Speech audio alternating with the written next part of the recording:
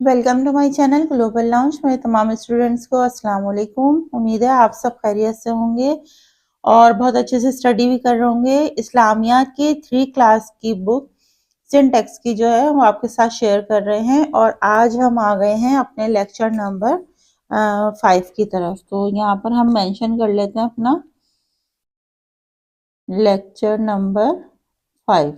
ठीक है, तो ये है हमारा लेक्चर नंबर 5। अच्छा जनाब, इसमें जो है ईमानियात और इबादत का जो हम चैप्टर पढ़ रहे हैं उसका अलिफ और फिर बे हमने कुरान की आदाब तिलावत वो पढ़ा था और जीम हिस्से में अब हम आ गए हैं औकात नमाज, आदाब नमाज, क़िबले का तारुफ और अहमियत और मस्जिद की अहमियत और एहतराम।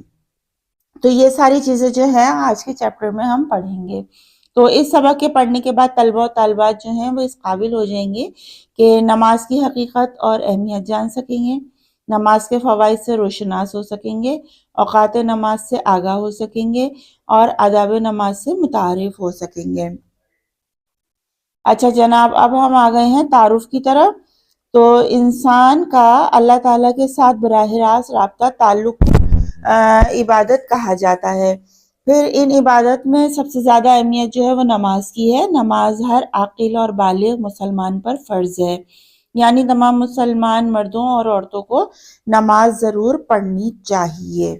बेशक बिल्कुल ज़रूर पढ़नी चाहिए। कि तारुफ ये है कि देखें इंसान का जो है वो अल्लाह ताला के साथ बराह रास्त राब्ता है और अगर आप वाकई चाहते हैं कि अल्लाह ताला से आप डायरेक्टली बातचीत करें तो उसके लिए आपको नमाज पढ़नी होगी और उससे आप जो है अल्लाह ताला का और आपका ताल्लुक जो है वो डायरेक्ट हो जाता है।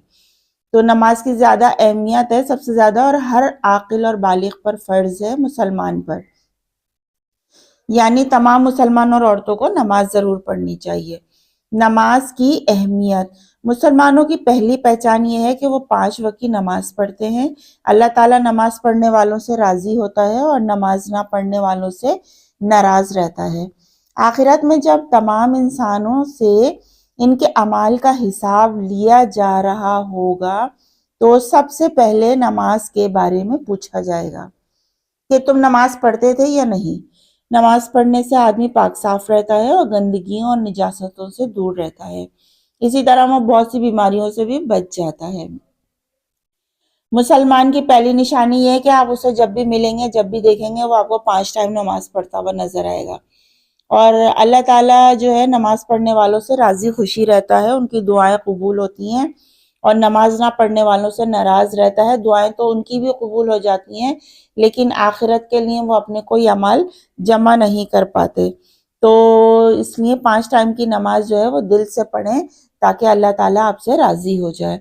आखिरत में तमाम इंसानों से उनके अमाल का हिसाब लिया जाएगा। जैसा कि हम जब पैदा होते हैं हमें बचपन से सिखाया और समझाया जाता है कि आखिरत में हमारा एक हिसाब होना है। ये दुनिया जो है वो आर्जी जगह है, दुनिया जो है वो आपकी मुस्तकिल जगह नहीं है और ये एक दिन ख़त्म हो जाएगी और यही हमारा ईमान है, यही हमारा अकीदा है, तौहीद और रिसालत पे और आखिरत पे हमारा ईमान है। नमाज पढ़ने से आदमी पाक साफ रहता है और गंदगियों से, निजासतों से दूर रहता है। जाहिर सी बात है कि जब वो नमाज एक तो वो गुस्ल करके पाक साफ रहता है, फिर सारा दिन में 5 टाइम जब वो नमाज पढ़ता है तो वुज़ू बनाता है और बेसिकली वुज़ू जो है वो हमारा आधा गुस्ल है। तो वुज़ू बनाने से इंसान पाक साफ रहता है, उसका दिल, उसकी रूह, उसके बदन जो है वो पाक साफ हो जाता है बिल्कुल। इसी तरह वो बहुत सी बीमारियों से भी बच जाता है।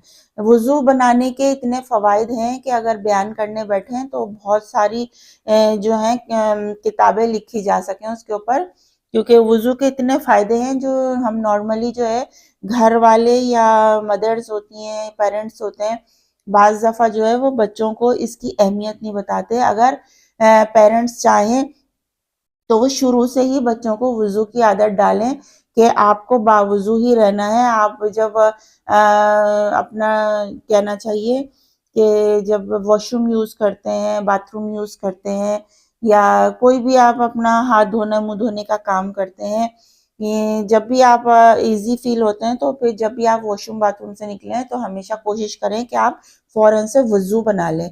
अगर आपने एक दफ़ा ये वाला काम करना शुरू कर दिया तो आप यकीन जाने आपके लिए इतनी आसानी हो जाएगी کہ آپ کو پتہ ہی نہیں چلے گا اور آپ ہمیشہ باوضو رہیں گے، اور وضو سے رہنے سے جو ہے آپ جو ہے صحت مند تندرست رہیں گے اور اللہ سے راضی خوشی رہیں گے۔ نماز کے فوائد۔ جماعت سے نماز پڑھنے کا ثواب گھر میں نماز پڑھنے سے بہت زیادہ ہے۔ جب ہم مسجد میں جمع ہو کر نماز پڑھتے ہیں تو ہمیں وقت کی پابندی کا سبق ملتا ہے۔ اسی طرح مسجد میں امیر و غریب سب کندھے سے کندھا ملا کر نماز پڑھتے ہیں تو سب مسلمانوں کو اللہ تعالیٰ کی نظر میں برابر ہونے کا احساس ہوتا ہے۔ امیر اور غریب کا فرق ختم ہو جاتا ہے۔ یہی بات ہے کہ اللہ تعالیٰ کو پسند ہے کہ مسجد میں 5 وقت نماز پڑھنے والے مسلمانوں کی آپس میں دوستی ہو جاتی ہے اور وہ ایک دوسرے کے غم اور خوشی میں شریک ہوتے ہیں اور ان کے اندر ایک دوسرے کے لیے ہمدردی پیدا ہوتی ہے۔ بالکل ٹھیک بات ہے کہ دیکھیں جماعت سے پڑھنے کے فوائد زیادہ ہیں اور اس کا ثواب بھی زیادہ ہے، اور بنسبت اس کے کہ آپ گھر میں نماز پڑھیں۔ تو ہمارے پیارے نبی صلی اللہ علیہ وسلم کا بھی ارشاد ہے کہ نماز جو ہے وہ جماعت سے ادا کی جائے، اور مرد حضرات کے لیے یہ بات خاص طور سے ہے کیونکہ ان کو آپ صلی اللہ علیہ وسلم نے کہا کہ فرمایا کہ مجھے وہ لوگ پسند نہیں، میرا دل چاہتا ہے کہ میں ان کے گھروں کو آگ لگا دوں جو گھروں میں نماز پڑھتے ہیں۔ دیکھیں اگر کوئی عذر نہ ہے، بیماری نہیں ہے، آپ باہر جا سکتے ہیں اور بلا وجہ کا آپ گھر میں بیٹھے ہوئے نمازیں پڑھ رہے ہیں اور آپ کے گھر کے قریب مسجد ہے، آپ اس میں نماز کی ادائیگی نہیں کر رہے اور چل کے نہیں جا رہے تو یہ بری بات ہے۔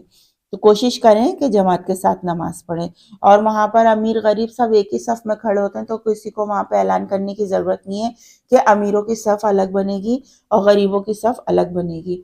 تو سب ایک ہی صف میں کھڑے ہوتے ہیں تو ایک ہی ساتھ نماز پڑھتے ہیں اور امیر و غریب کا جو فرق ہے وہ ختم ہو جاتا ہے۔ تو اسی لیے آپ نے ایک شعر سنا ہوگا کہ ایک ہی صف میں ہو گئے جا کے محمود و ایاز، نہ کوئی بندہ رہا نہ کوئی بندہ نواز۔ اوقات نماز میں آ جاتے ہیں کہ اللہ تعالیٰ نے ہر مسلمان پر دن رات میں 5 نمازیں فرض کی ہیں۔ ہر نماز سے پہلے اذان دی جاتی ہے اور جماعت کی نماز کے لیے اقامت کہی جاتی ہے۔ قرآن مجید میں اللہ تعالیٰ فرماتے ہیں، جس کا ترجمہ ہے کہ بے شک نماز مومنوں پر اوقات مقررہ میں ادا کرنا فرض ہے۔ ذیل میں ہم نمازوں کے نام اور اوقات نماز کا چارٹ پیش کر رہے ہیں۔ صحیح بات ہے جی، دیکھیں جب آپ نماز پڑھیں گے تو اللہ تعالیٰ نے ہر نماز کا جو ہے ایک وقت مقرر کیا ہوا ہے کہ یہ نماز آپ نے اتنے ٹائم سے اتنے ٹائم میں پڑھنی ہے، یہ اتنے سے اتنے ٹائم میں پڑھنی ہے۔ اس ٹائم کی نماز آپ اس ٹائم میں نہیں پڑھ سکتے، پھر وہ قضا ہو جاتی ہے۔ آپ ادا تو کریں گے، قضا ہو جاتی ہے۔ نماز کی دیکھیں کوئی معافی نہیں ہے، ہر حال میں نماز ادا کرنی ہی کرنی ہے۔ اس لیے کوشش کریں کہ آپ 5 وقت کی نماز کی عادت ڈالیں، تو اس سے یہ ہوگا کہ آپ کو جو ہے مقررہ وقت میں آپ نماز ادا کریں گے تو ایک بڑے گناہ سے بچ جائیں گے آپ۔ اچھا، نماز کے نام ہیں اور وقت نماز ہے، یہ جو آپ کا ایک چارٹ بنایا ہوا ہے، اس میں فجر ہے، فجر، ظہر، عصر، مغرب، عشاء، یہ 5 نمازیں ہیں جو ہم 5 ٹائم پڑھتے ہیں۔ تو فجر کا ٹائم جو ہے وہ صبح صادق سے لے کر سورج نکلنے سے پہلے تک ہوتا ہے، اور ظہر سورج کے ڈھلنے سے عصر کی نماز سے پہلے تک، عصر ظہر کا وقت ختم ہونے کے بعد سے لے کر سورج ڈوبنے سے پہلے، اور مغرب جو ہوتا ہے وہ سورج ڈوبنے پر شروع ہو جاتا ہے۔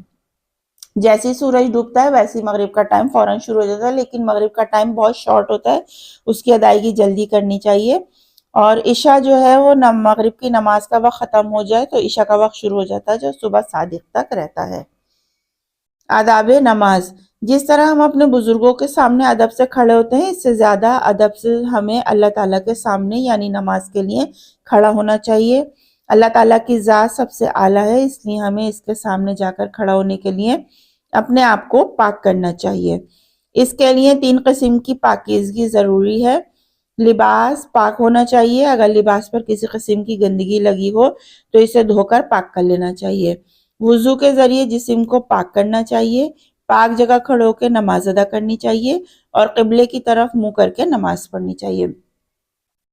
دیکھیں ہم لوگ اپنے جو گھر میں ہوتے ہیں نا، تو بزرگ اور بڑے جو ہوتے ہیں تو ان کے سامنے ہم ادب احترام سے کھڑے ہوتے ہیں، تو یہی ادب احترام جو ہے اس سے 10 گنا بڑھا کر 100 گنا بڑھا کر آپ کو اللہ کے سامنے جب آپ کھڑے ہو گئے تو بہت ادب اور بے نیازی سے کھڑے ہونے ہیں اپنے، اور وہاں پر سر جھکا کے کھڑا ہونا ہے اور ادب سے نماز پڑھنی ہے۔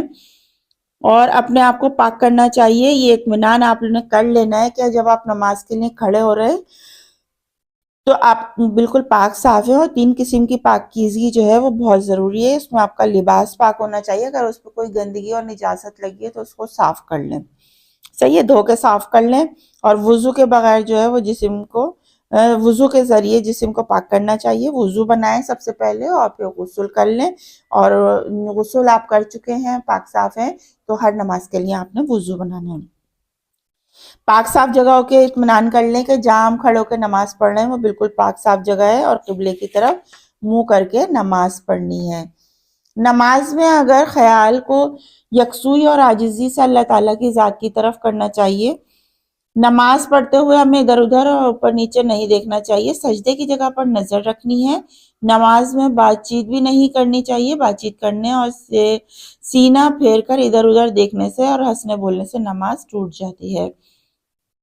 ہمیں نماز میں سمجھ کر ادب سے کھڑا ہونا چاہیے. رکوع اور سجدہ کرنا چاہیے کہ ہمارے پیارا اللہ سبحانہ و تعالیٰ ہمیں دیکھ رہا ہے اور ہمیں نماز پڑھتے دیکھ کر راضی ہو رہا ہے. نماز مسجد میں جماعت کے ساتھ پڑھنی چاہیے. جماعت میں نماز پڑھنے کا ثواب گھر میں نماز پڑھنے سے بہت زیادہ ہوتا ہے.